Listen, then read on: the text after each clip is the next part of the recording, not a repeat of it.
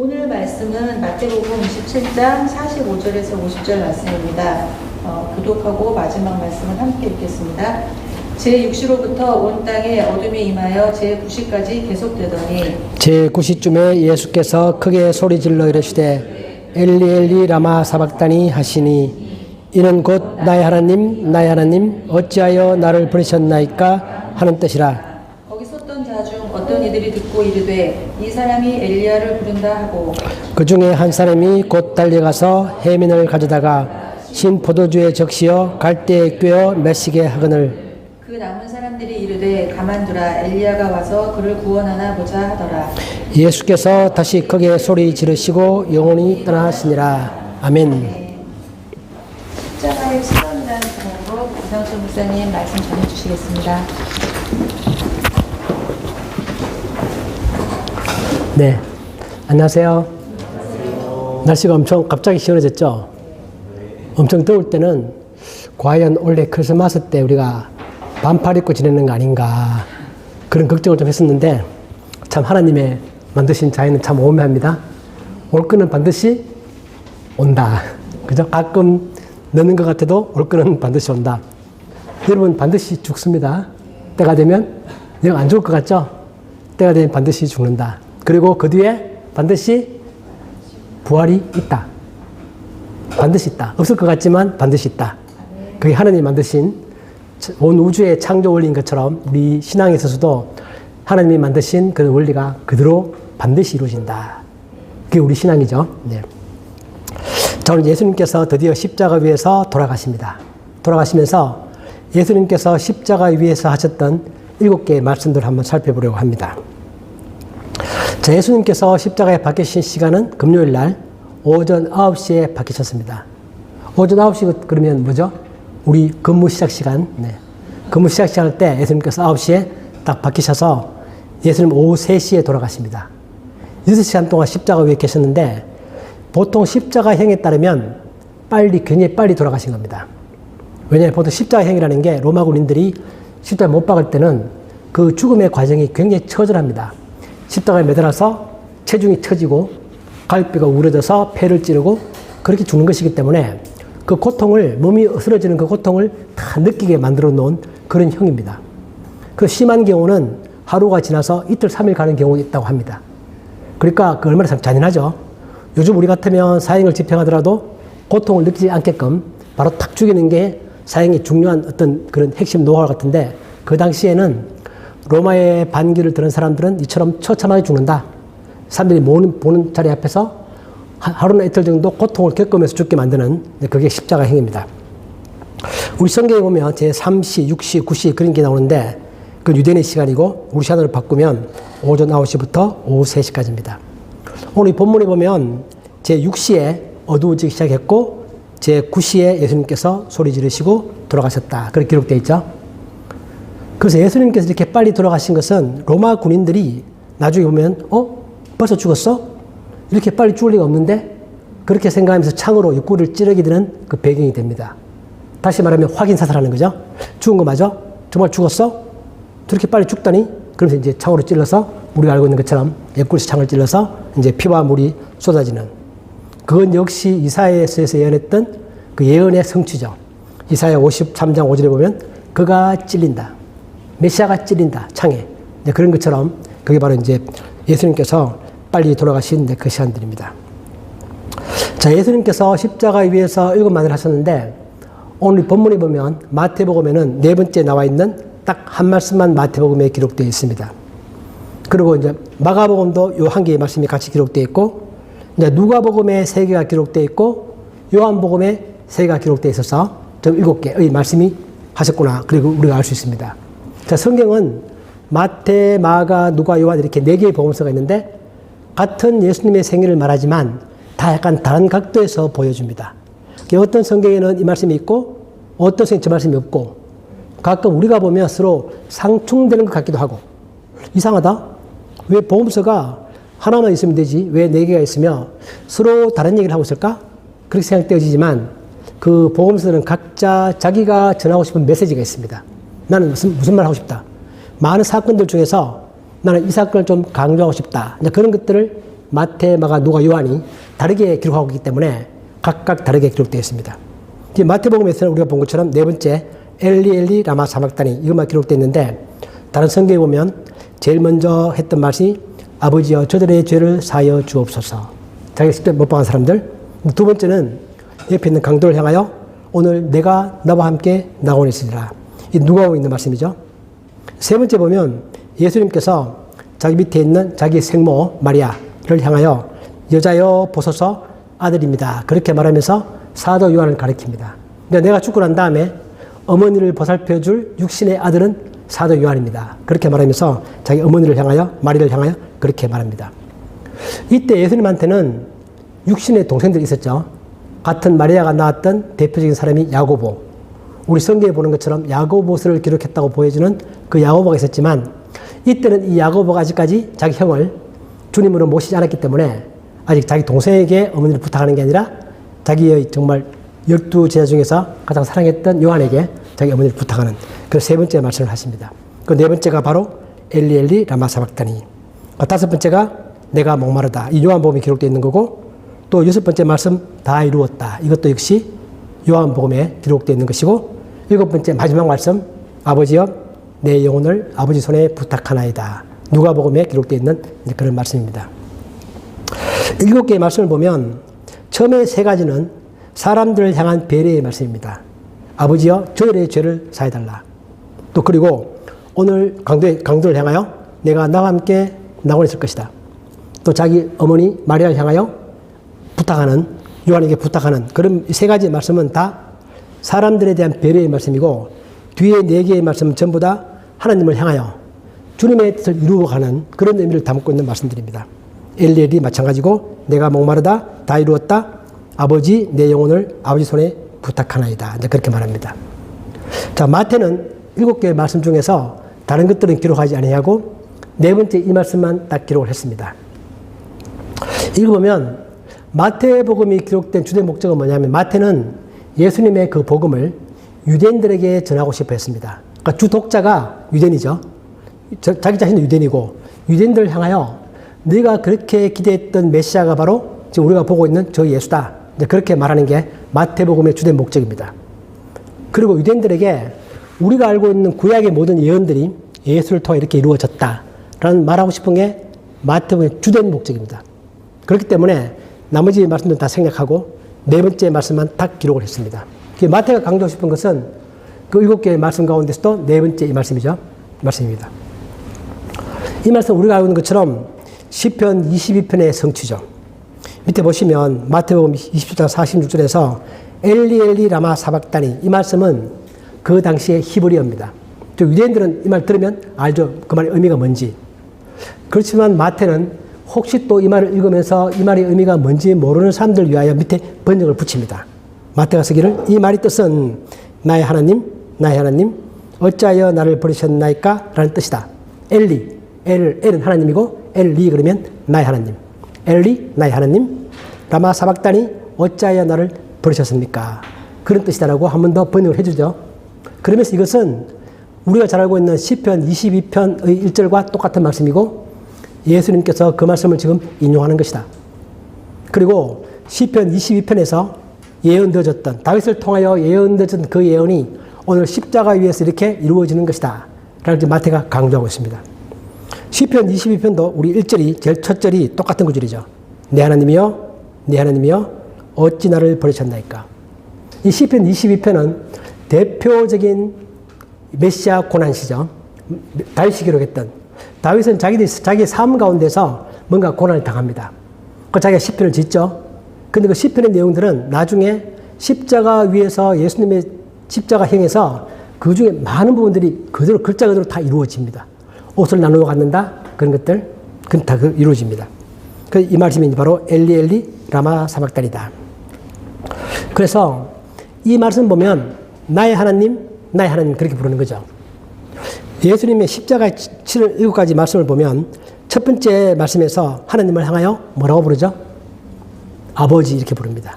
아버지 저들의 죄를 사하여 주옵소서. 마지막 말씀 7번째 말씀도 아버지 내 영혼을 아버지 손에 부탁합니다. 그 아버지, 하나님을 향하여 예수님은 아버지라고 지금 부르고 있는 것입니다. 그러나 네 번째 말씀에서는 아버지라고 부르는 게 아니라 나의 하나님 그렇게 부릅니다. 약간 뭔가 호칭이 약간 다르죠.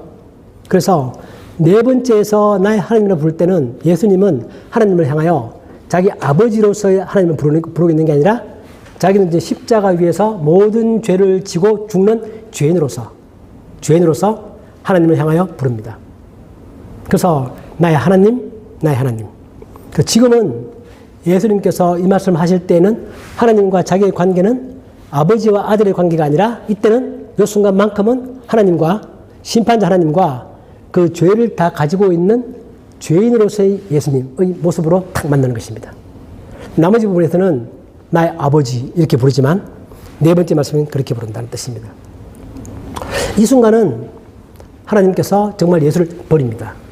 예수님께서 나의 하나님, 나의 하나님 어찌하여 나를 버리셨나 이렇게 말할 때 우린 보통 그 말씀을 보면서 오해하시는 분들은 예수님의 모든 사역이 다 실패했나 보다. 예수님께서 그 3년 동안 수고했던 그 모든 사역들, 그 기적들, 그 모든 것들이 하나님께서 인정 안 하시나 보다. 버려버리시나 보다. 그렇게 생각하지만 그런 의미가 아니라 이 순간은 죄의 심판으로서 하나님은 예수를 정말 버리는 것입니다. 그래서 예수님께서도 나의 하나님, 나의 하나님 어찌하여 나를 버리시나이까. 그때는 예수님께서 버림을 당하는 거죠. 그 예수님은 겟세마네 동산에서 정말 싫었던 게 여러 가지 있었는데 그 중에 하나가 바로 버림을 받는 그 비참함. 그걸 경험하고 싶지 않은 거죠. 그러나 십자가 위에서 그건 버림을 당합니다. 우리 밑에 박스에 보시면 마태복음 20장 인자가 온 것은 섬김을 받으려 함이 아니라 도리어 섬기려 하고 자기 목숨을 많은 사람의 대속물로 주기 위한 것이다. 또 로마서 8장 3절에 보면 자기 아들을 죄 있는 육신의 모양으로 보내어 육신의 죄를 정하사. 육신의 죄를 정한다는 얘기는 우리 세 번 얘기 보면 육신에다 죄의 선고를 내리셨습니다. 그러니까 십자가 위에서 하나님은 예수님의 육체에 죄의 선고를 내리는 것입니다. 즉 버리는 거죠. 심판하는 것입니다. 우리 제 세 번째 박스 고린도후서 5장 21절도 보면 하나님이 죄를 알지도 못하신 이를 우리를 대신하여 죄로 삼으신 것은, 이 죄로 삼았다는 말도 세 번째 보면 우리 대신으로 죄를 씌우셨습니다. 그렇게 말이죠. 그래서 이 순간에 진짜로 하나님으로부터 버림을 받는 것입니다. 그의 사역의 실패가 아니라 이 땅에 오신 그의 삶의 목적이고 오신 목적이고 그 목적이 이루어지는 순간이고 그 목적은 바로 자기 자신이 우리를 위해서, 여러분들을 위해서, 나의 죄를 위해서 버림을 받는 것. 그것이 자신의 목적이었고 그 목적이 지금 이루어지는 그런 순간입니다. 그런데 이렇게 말씀할 때 이 의미를 그 당시에 그걸 듣던 사람들은 엘리야라고 하니까 엘리야랑 이름 좀 비슷하네? 그렇게 언뜻 생각하는 것입니다. 엘리라는 것은 나의 하나님이죠. 엘은 하나님이고 리는 나의. 엘리야는 엘리가 같은 하나님이잖아요. 나의 하나님이죠. 엘리는 같죠. 뒤에 야는 우리가 알고 있는 것처럼 하나님을 말하죠. 할렐루야 그러면 하나님을 찬양하라. 그처럼 엘리야는 나의 하나님은 다른 존재에 있는 게 아니라 여호와께서 바로 나의 하나님이다. 그런 뜻을 가지고 있는 게 엘리야 이름의 뜻입니다. 그래서 엘리 그러니까 엘리야 부르나 보다. 그렇게 알아듣는다는 것 자체가 그 사람들이 그래도 유대인이라는 뜻이죠. 로마 군인들은 그 말 자체를 모를 거니까요. 그런데 그 사람들도 그렇게 말을 들으면서도 시편 22편을 인용하고 있다? 그렇게 생각을 못하는 것이고 또 예수님이 십자가의 대속의 죽음을 이야기는 정말 어려웠을 것입니다. 그 당시로서는. 여러분은 잘 이해하세요? 십자가 대속의 죽음이 어떤 의미인지. 우리가 서기도 많이 듣고 정말 많이 듣고 귀에 박히도록 교회에서 많이 듣고 그런 거죠. 그런데 대속의 죽음이 정말 좀 잘 이해가 되시고 잘 가슴에 와 닿으십니까? 예수님께서 나를 위하여 십자가에 죽으셨다. 우리 머리로서는 알고 있죠. 그렇지만 우리 가슴 가운데 언연히 여전히 나의 죄는 남아있는 것 같습니다. 예수님께서 분명히 우리 죄를 지고 십자가에서 죽으셔서 하나님이 나 자신의 개인의 모든 죄를 다 용서하셨다. 과거의 죄도 그렇고 앞으로 지을 죄까지 포함해서 다 용서하셨다 그렇게 알고 있는데 나는 그것이 뭔가 모르게 나는 여전히 예수님은 죽으신 건 죽으신 거고 머리로 이론적으로 나는 여전히 내 마음 가운데 죄가 남아있는 것 같습니다. 그래서 이 대속의 죽음은 정말 참 이해하기 어렵습니다. 사실 지금 우리도 한 2000년 지나서 많은 학자들에 의해서 그 의미가 연구되어지고 우리에게 설명되어지고 우리가 체험하기도 하고 하지만 여전히 이만큼은 아직도 내재가 남아있는 것 같은 느낌이 계속 듭니다. 지금도 우리도 그런데 그 당시 사람들이야 얼마나 그게 어려웠겠습니까? 그러니까 우리는 내 죄가 용서받았다는 사실을 머리로 알면서 또한 동시에 내 삶 가운데 내가 경험해 가면서 점점 더 체득되어지는 거죠. 그것이 커질수록 더 감사한 것이고 예수님 말씀처럼 로마서에 나와 있는 것처럼 죄가 많은 곳에 은혜가 더한다는 얘기는 내가 죄를 지으면서 그 죄가 용서받았을 때 용서받은 그 느낌을 더 잘 느낀다는 거죠. 그것이 우리의 신앙생활입니다. 그러니까 실제로 우리는 내가 잘 느끼든 느끼지 못하든 실제로 우리의 모든 죄는 예수님의 십자가 위에서 다 정리가 되었습니다. 마치 은행에 내가 대출을 받은 게 있는데 그 대출을 다른 사람이 갚아줬습니다. 은행 입장에서는 채무가 없습니다. 대출을 받아서 제로. 근데 돈을 빌려간 사람은 여전히 내가 뭔가 돈을 갚아야 될 것처럼 느낍니다. 왜? 자기가 갚지 않았기 때문에. 남이 갚아줬기 때문에. 그것이 뭔가 잘 피부가 와닿지 않는 거죠. 여전히 나는 지금 빚을 갚아야 된다라고 생각을 하면서 계속 돈 열심히 모읍니다. 나 빚 갚아야지 그러면서. 그런데 실제 은행에 가면 나의 대출 발란트는 제로. 그래서 내가 그것은 나의 느낌과 상관없이 팩트로서 존재하는 것은 나의 죄가 다 용서받았다는 사실이고 다만 내 마음 가운데 남아있는 나의 부담과 짐만 항상 좀 내가 느끼고 있을 뿐입니다. 그런 것들을 우리가 묵상하고 삶 가운데 체험하면서 배워가는 것이 신앙의 자란다는 뜻이죠. 그리고 유대 전성에 보면 성경에 나오는 얘기는 아닌데 유대인들 가운데에서는 이 선지자 엘리야가 마지막 때에 의로운 자를 구원하러 온다. 그런 게 전성이 있었기 때문에 이 사람들은 예수님께서 십자가에 못 박혔지만 뭔가 모르게 의로운 사람 같은데 억울하게 죽은 것 같은데 엘리야를 부르는 거 보니까 엘리야가 와서 구원하려나 보다. 약간 그렇게 쉽게 얘기를 하는 거죠. 그래서 그들은 그렇게 오해를 했습니다. 자, 우리 시편 22편을 가보면 시편 22편이 꽤 긴 시편입니다. 꽤 긴 시편인데 대표적인 메시아 고난의 시고 처음 시작할 때는 아주 암담하게 시작합니다. 하나님을 향하여 나의 하나님 어찌하여 나를 버리셨나이까?